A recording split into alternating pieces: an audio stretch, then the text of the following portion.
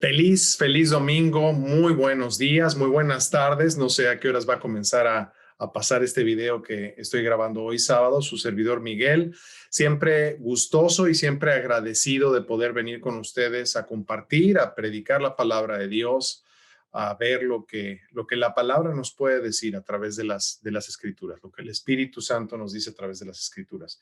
Muchas gracias, Tocayo, por esa oración. Y bueno, sin más, vamos a comenzar. Vamos a ver en esta ocasión Hechos capítulo 2. Hechos de los Apóstoles, que como lo dijimos en aquella primera ocasión que vimos Hechos capítulo 1, un buen título para el libro de Hechos es Hechos del Espíritu Santo a través de los apóstoles. Vamos a comenzar a leer. Veimos ahí en el capítulo 2, versículo 1. Cuando llegó el día de Pentecostés, estaban todos juntos en el mismo lugar. Pentecostés. ¿Qué significa Pentecostés? La raíz de la palabra Pentecostés es el cincuentavo día después del Passover, después de lo que es la Pascua. Eso es Pentecostés. Y es una fiesta especial. Dios elige para esta historia, para esta narrativa que tenemos en Hechos 2, Dios elige la fiesta que se le llama la fiesta de las semanas o la fiesta de los primeros frutos. Y es una de las fiestas, es una de las tres fiestas que requerían a todos los judíos devotos el ir a Jerusalén y presentar exactamente eso, presentar los primeros frutos de su cosecha. Y es increíble porque en la historia que vamos a leer hoy, vamos a ver cómo Dios presenta los primeros frutos. Dios da los primeros frutos de todas las naciones que se convierten. Dios da los primeros frutos al entregar su espíritu.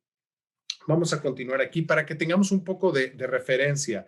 Esto está sucediendo aproximadamente en el año 30 después de Cristo, 30 años después de que nació Cristo. Esto está sucediendo. Esa es la ubicación, 50 días después de que Jesucristo renació y 10 días después de que Jesús subió al cielo.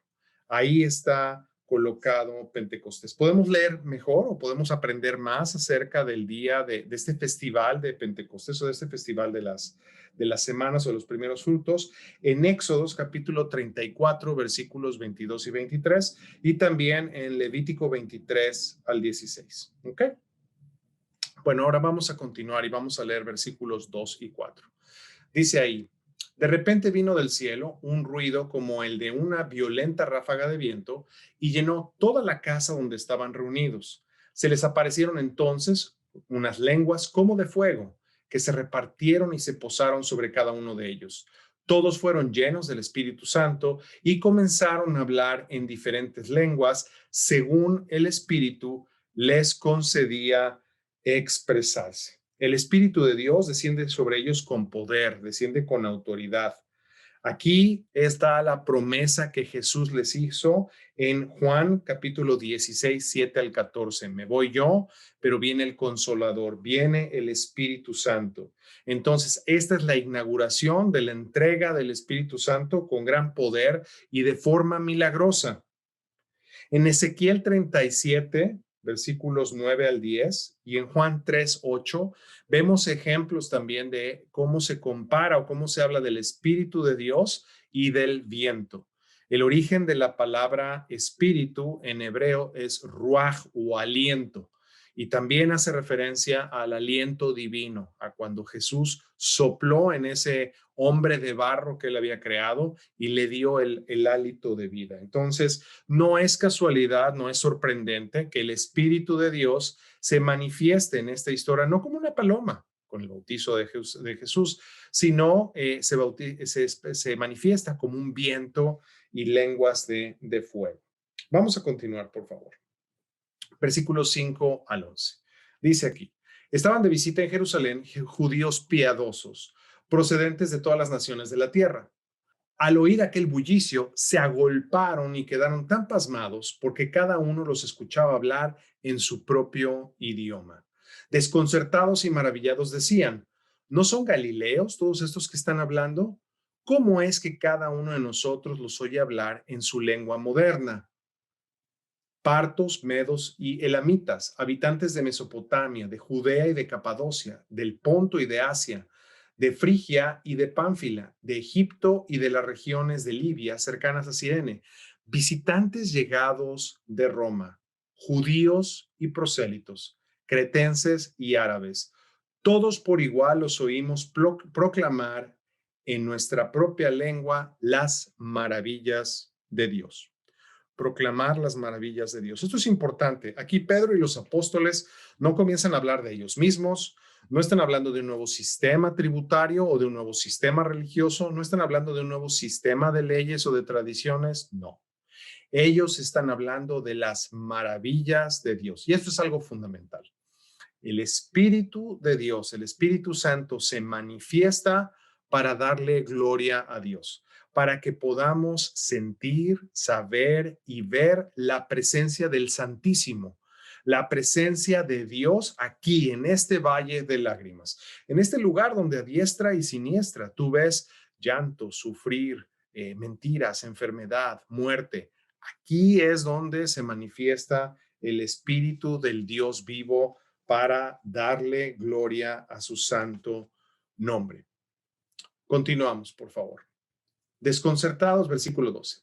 Desconcertados y perplejos, se preguntaban, ¿qué quiere decir esto? Otros se burlaban y decían, lo que pasa es que están borrachos. Y aquí yo quiero que notes los dos extremos. Hay unos que están maravillados y que se cuestionan, ¿qué significa esto? Y hay otros que comienzan a burlarse y simplemente piensan que los apóstoles estaban borrachos. Y esto nos va a pasar a ti y a mí siempre que compartimos el Evangelio. Va a haber dos grandes grupos de personas, los que se maravillan y se cuestionan y los que se burlan y no creen. Y esto es algo que puede ser muy doloroso para ti y para mí, pero que no nos puede detener para continuar compartiendo el Evangelio. Vamos a continuar, versículo 14. Entonces Pedro, con los 11, se puso de pie y dijo a voz en cuello, compatriotas judíos y todos ustedes que están en Jerusalén, déjenme explicar lo que sucede. Preste atención a lo que voy a decir.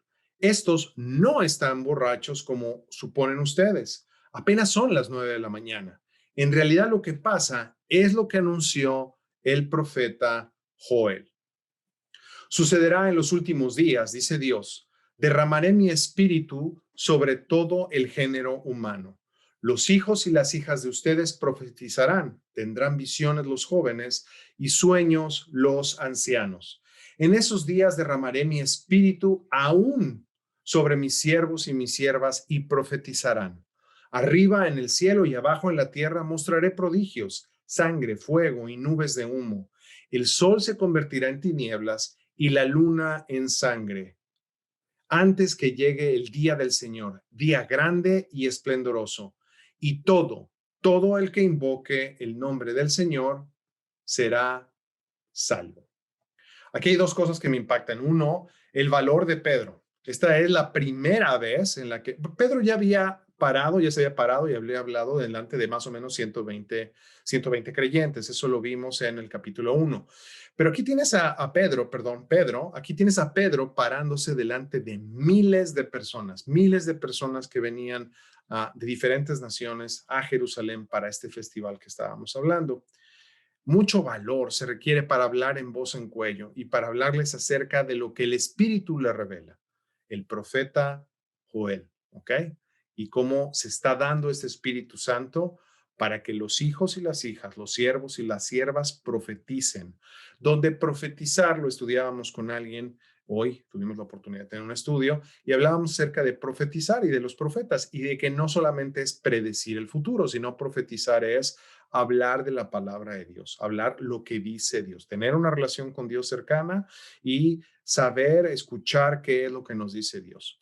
Entonces, eso es lo que permite el Espíritu Santo. El Espíritu Santo permite que si tú y yo ponemos atención, acallamos el ruido, podamos escuchar lo que Dios quiere de nosotros y lo que Dios quiere de tu vida y de mi vida. Eso me impacta. Otra cosa que me impacta es la ternura de Pedro. Pedro les explica, no, es que no están borrachos, miren, apenas son las 9 de la mañana. Pedro quiere cuidar el corazón de ellos, que Pedro quiere asegurarse que ellos reciben el mensaje de salvación y que ellos lo comprenden. Vamos a continuar ahí. Dice versículo 22.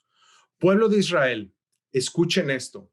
Jesús de Nazaret fue un hombre acreditado por Dios que iba ante ustedes con milagros, señales y prodigios, los cuales realizó Dios entre ustedes por medio de él, como bien saben. Este fue entregado según el determinado propósito y el previo conocimiento de Dios. Y por medio de gente malvada, ustedes lo mataron. Nosotros, nos está hablando, nosotros lo matamos, clavándolo en la cruz. Versículo 24. Sin embargo, Dios lo resucitó, librándolo de las angustias de la muerte, porque era imposible que la muerte lo mantuviera bajo su dominio. En efecto, David dijo de él, veía yo al Señor siempre delante de mí, porque Él estaba a mi derecha para que no caiga. Por eso mi corazón se alegra y canta con gozo mi lengua. Mi cuerpo también vivirá en esperanza. No dejarás que mi vida termine en el sepulcro. No permitirás que tu santo sufra corrupción. Me has dado a conocer los caminos de la vida. Me llenarás de alegría en tu presencia. Pedro habla algo duro.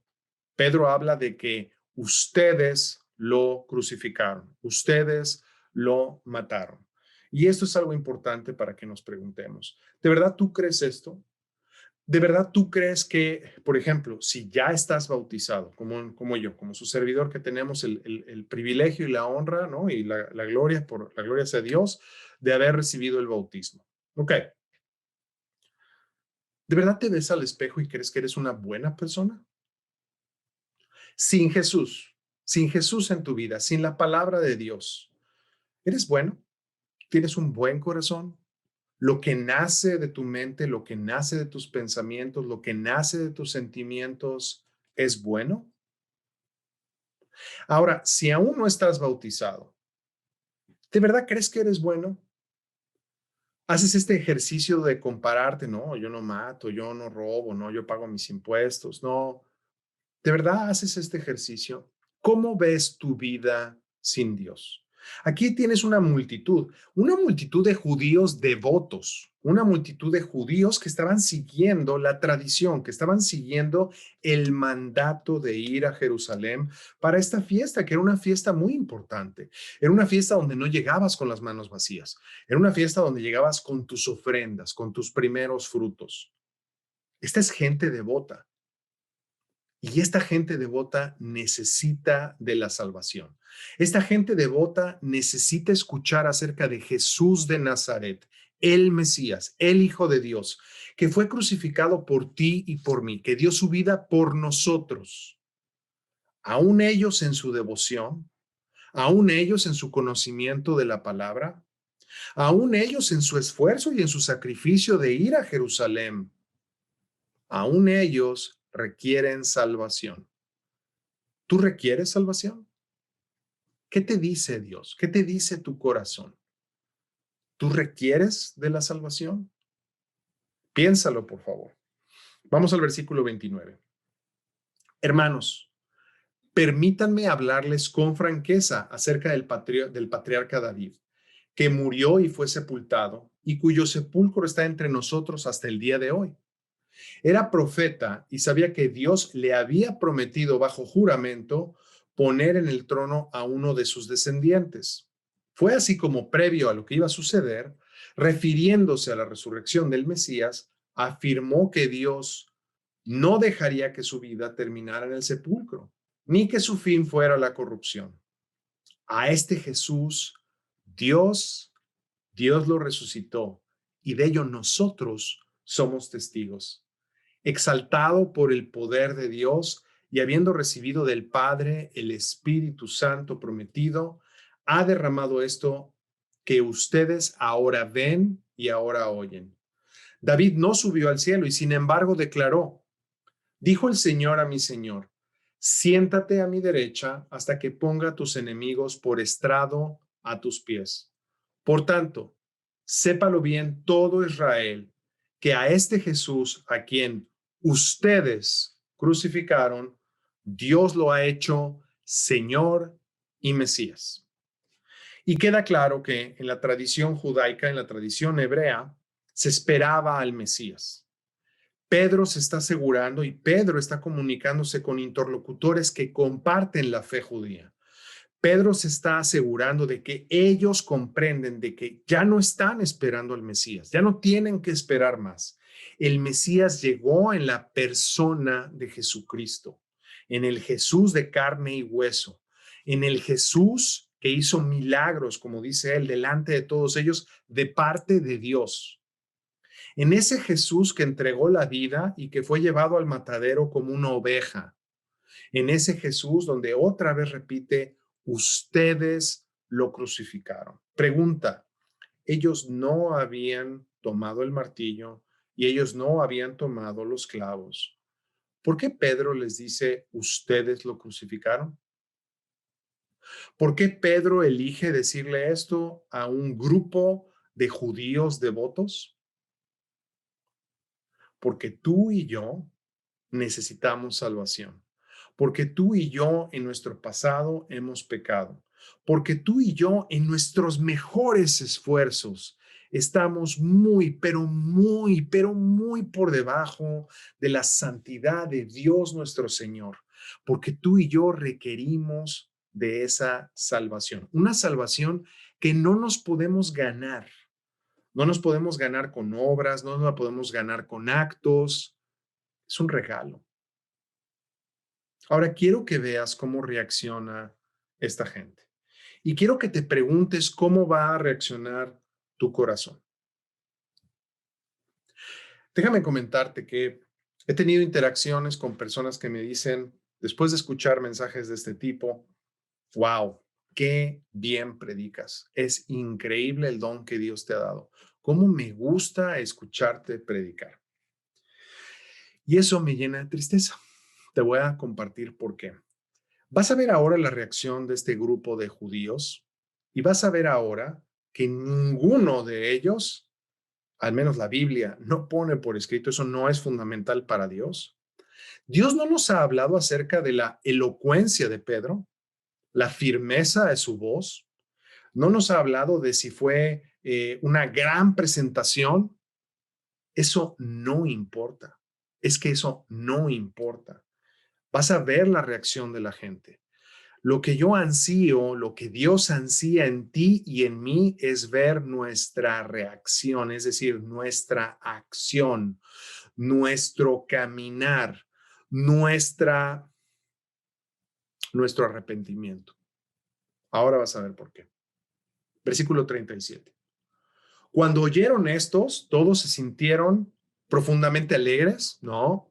Profundamente motivados por un discurso elaborado y ejecutado de una manera magnífica. No, no, eso no es lo que elige Dios. Lo que Dios elige comunicar es que este puñado de gente, eran varios miles, pero este grupo de personas, cuando oyeron esto, todos se sintieron profundamente conmovidos. Y le dijeron a Pedro y a los apóstoles una pregunta trascendental. Hermanos, ¿qué debemos hacer? Te pregunto hoy, ¿qué es lo que tú debes hacer? No delante de mí, no delante de un puñado de gente en Zoom, no delante de tu esposa o de tu esposo o de tu hija, no delante de ellos. ¿Qué es lo que tú debes de hacer delante de Dios? Te invito a que en tu hogar, en tu cuarto, meditando a solas, teniendo un tiempo especial con Dios, tú le preguntes a Dios, ¿qué es lo que yo debo de hacer? La respuesta va a ser una respuesta clásica. La respuesta va a ser una respuesta que nosotros como congregación formulamos cada vez que estudiamos la Biblia con las personas. Porque no importa lo que yo piense, no importa lo que yo opine, de verdad, tampoco importa lo que tú piensas, ni tampoco importa lo que opinas. Lo que importa es la palabra de Dios. Y mira lo que dice la palabra de Dios en Hechos 2:38.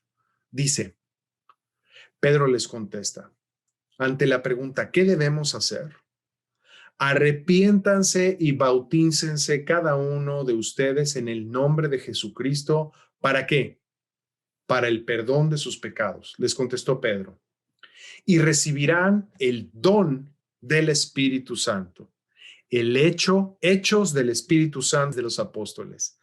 Ve el protagonista de Hechos capítulo 2. Es el Espíritu del Dios vivo, el Espíritu Santo.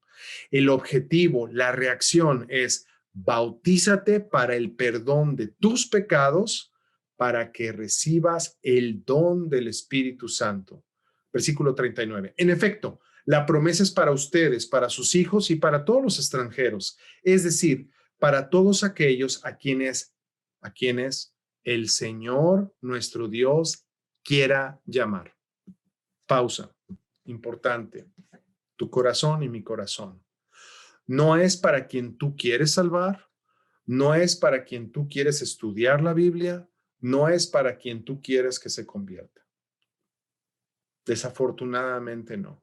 Es solo para aquellos que el Señor, nuestro Dios, quiera llamar. Así que si hoy tú estás recibiendo el llamado de Dios, así que si hoy tú estás decidiendo romper con las tradiciones, romper con los cuestionamientos, romper con el ego de tener que entender qué estás haciendo, qué está pasando, romper con lo que vienes viviendo año tras año tras año. Si Dios te está llamando a romper con ello, dínoslo, habla. Y con mucho gusto vamos a estudiar la Biblia contigo. ¿Para qué? Para ganar membresía. Para que seas miembro de South Florida Church of Christ, como se llama legalmente en los Estados Unidos. Perdón. ¿Es para eso? No, no es para eso. Es para cumplir con la palabra de Dios. Es para que recibas el don del Espíritu Santo. Es para que tengas perdón por tus pecados, porque tú y yo hemos pecado, tú y yo hemos lastimado a Dios, tú y yo hemos dañado a mucha gente. Tú y yo somos incapaces de amar como Cristo ama. Tú y yo estamos en un camino y en una jornada. Y arriba leímos, el que pronuncie el nombre de Dios en ese día será salvo. Dios quiere que tú te salves. Dios te ama profundamente. Dios te ama con un amor que no tiene límites, no conoce fin. Dios te ama locamente. Te ama tan locamente que Él entregó a su Hijo unigénito por ti y para ti. ¿Qué vas a hacer tú? ¿Cómo vas a reaccionar ante este mensaje? Es un mensaje que fue dicho más o menos en el año 2030. No es un mensaje nuevo. No es un mensaje novedoso. Yo entiendo, no es un mensaje cómodo. Y si decides ignorarlo, es que Dios nuestro Señor no te quiere llamar. Porque a los que quiere llamar, créemelo, no importa lo que hemos tratado de hacer. Él se ha encargado de humillarnos. Él se ha encargado de traernos al redil. Te lo digo por experiencia propia. Así como ese profeta que fue mandado a Nínive, ¿no? El profeta que pasó 3 días en el estómago del pez. Así como ese profeta que no quería llevar la salvación al pueblo de Nínive porque eran una bola de pecadores y eran gente malvada y asquerosa, Dios se encargó de que este hombre regresara y muy a su pesar. Y aun cuando no estaba feliz al final y aun cuando no estaba en paz al final, Dios se encargó que Nínive se arrepintiera porque Dios quería llamar al pueblo de Nínive. Y cuando Dios te llama, no hay manera de que tú ignores su llamado.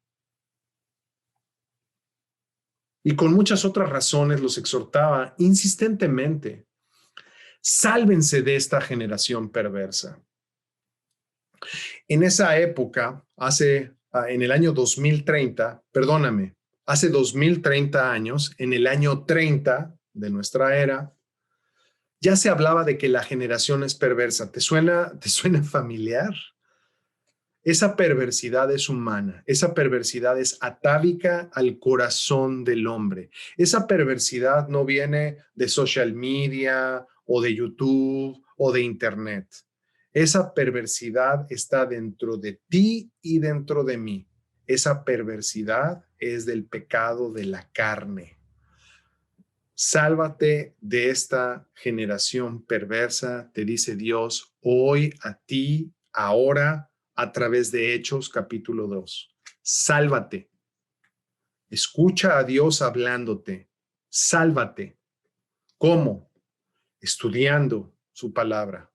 Bautizándote, ¿por qué? ¿Para pertenecer a un grupo social? No. Bautizándote para el perdón de tus pecados. Eso es arrepentimiento, eso es dar una vuelta de 180 grados. Antes no te interesaba la Biblia, antes no te interesaba la palabra de Dios, ahora quieres estudiarla, ahora quieres leerla. Antes no le cantabas canciones a Dios, ahora le cantas canciones a Dios. Antes quizás te dedicabas a ver política o te dedicabas a hablar mal de la gente, ahora callas tu boca. Callas tu boca por temor a Dios, porque sabes que cuando hablas mal de otro ser humano, estás ofendiendo quizás no a un hijo de Dios, porque aún no es un hijo de Dios, pero estás ofendiendo a una criatura que fue creada por Dios y que tiene la presencia, que tiene la imagen de Dios, la divinidad de Dios. ¿Qué sucede? ¿Qué sucede después de que ellos toman esta decisión? ¿Qué sucede después de que ellos se hacen esa simple pregunta? Hermanos, ¿qué debemos hacer? ¿Qué es lo que sucede? Versículo 41. Así pues, los que recibieron su mensaje fueron bautizados y aquel día se unieron a la iglesia unas 3,000 personas. Ahora, yo quiero que tú veas algo que es interesante. Y esto es el sello inequívoco de que has recibido al Espíritu Santo, ¿ok? Yo quiero que veas cómo Dios es increíble en su palabra. Mira lo que nos va a decir aquí. ¿Cómo se ve la gente después de recibir el Espíritu de Dios? ¿Cómo actúa un ser humano? ¿Cómo actúa un ser humano después de haber recibido el Espíritu de Dios? Se mantenían firmes en la enseñanza de los apóstoles, en la comunión, en el partimiento de pan y en la oración. Todos estaban asombrados por los muchos prodigios y señales que realizaban los apóstoles. Todos los creyentes estaban juntos y tenían todo en común. Vendían sus propiedades y posiciones y compartían sus bienes entre sí, según la necesidad de cada uno. No dejaban de reunirse en el templo ni un solo día. De casa en casa compartían el pan. De casa en casa partían el pan y compartían la comida con alegría y generosidad, alabando a Dios y disfrutando de la estimación general del pueblo. Y cada día el Señor añadía al grupo los que iban siendo salvos. Edna se bautizó hace una semana. Edna, felicidades. ¿Cuántos más va a agregar el Señor nuestro Dios a su iglesia? No a nuestra iglesia. A su iglesia. A Él le pertenece. Por ella dio la vida. Por ella va a regresar.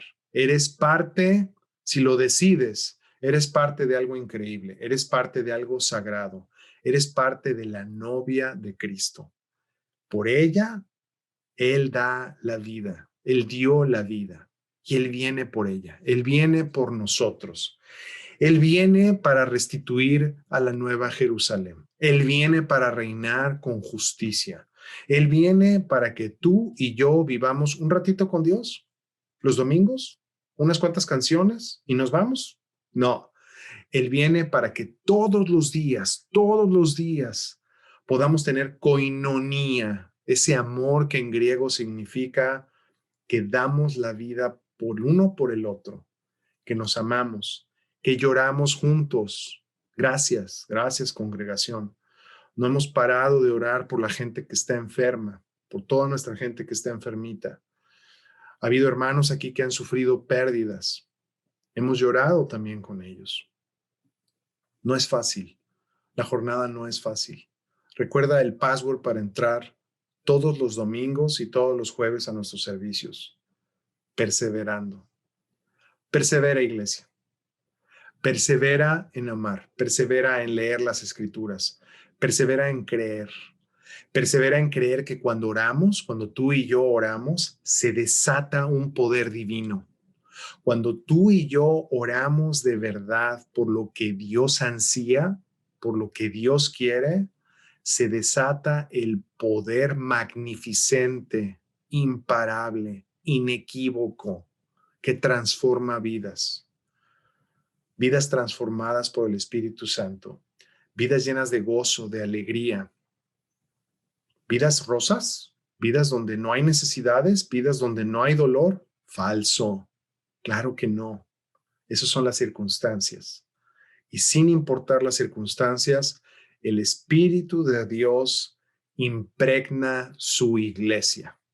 Gracias, iglesia. Gracias, congregación. Gracias por cómo nos amamos mutuamente. Gracias por cómo confiesas. Gracias por cómo oras. Gracias por cómo llamas. Gracias por cómo mandas un text message. Gracias por cómo estás orando por gente para que venga y estudie la Biblia. Gracias por estar aquí. Si hoy te invitamos y tú viniste aquí, gracias. Gracias por preguntarte qué es lo que quiere Dios que yo haga. Ahora vamos a orar por la comunión y estamos tomando este pan y este vino y no lo hacemos como una tradición solamente, lo hacemos porque es mandato de Jesús. Él nos dijo, recuerden esto, hagan esto en conmemoración mía. Pues aquí estamos a punto de conmemorar a Jesús, al Cordero Perfecto, al Hijo de Dios, a nuestro Salvador y Señor Jesucristo, que murió y que resucitó y que está vivo en su iglesia. Por él vamos a tomar este pan y este vino. Y después de eso vamos a tener un tiempo para compartir. Te pido un favor, cuida mi corazón. No hables acerca del estilo, la voz, la dicción. No hables de eso. Habla de lo profundo. Habla de lo eterno. Habla de qué es lo que Dios te está diciendo a ti hoy. ¿Qué es lo que Dios te está diciendo a ti hoy con este mensaje? Gracias, iglesia. Vamos a orar. Padre amado, gracias por Jesús, gracias por esta común unión, gracias por tu ejemplo, nos lo pones clarito, Padre. La presencia del Espíritu hace que nuestras vidas den un vuelco de 180 grados. Eso es metanoia, eso es arrepentimiento. Ya vivían juntitos, partían el alimento, todos los días oraban juntos, todos los días cantaban. No había necesidad entre ellos, Padre. Gracias, Señor. Ayúdanos a ser así, por favor. Gracias por este pan, por este vino que representa tu cuerpo y tu sangre, Padre. Gracias porque moriste por nosotros. Te suplico por todos los que nos visitan. No te oro con palabras humanas, te oro en tu Santo Espíritu. Te suplico que este sea tu Santo Espíritu, el que mueve los corazones. Tú sabes a quiénes llamas, Señor. Llámalos, por favor, Padre Santo. Llámalos para que entreguen su vida en bautismo, en arrepentimiento, en gozo y en total dependencia para ti, Señor nuestro. Gracias en el santo y amado nombre de Jesús. Amén. Iglesia, muchísimas gracias.